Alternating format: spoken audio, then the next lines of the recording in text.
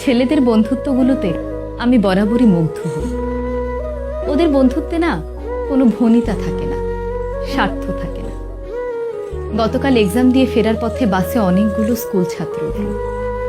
দেখলাম ওরা একজন আরেকজনের ভাড়া দিয়ে দিচ্ছে, একজন আরেকজনের ব্যাগ ক্যারি করছে, একজন আরেকজনকে বলছে, তুই যদি রেজাল্ট ভালো না করিস তাহলে কিন্তু ভবিষ্যতে এমন বাসের হেল্পার হবি।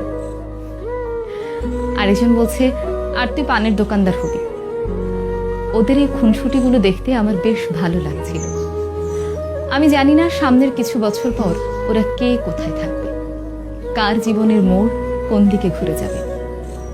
তখন হয়তো এদের মধ্যে কারো কারো বন্ধুত্ব ভেঙে যাবে, আবার কারো বন্ধুত্ব অটুট থাকবে আজীবন।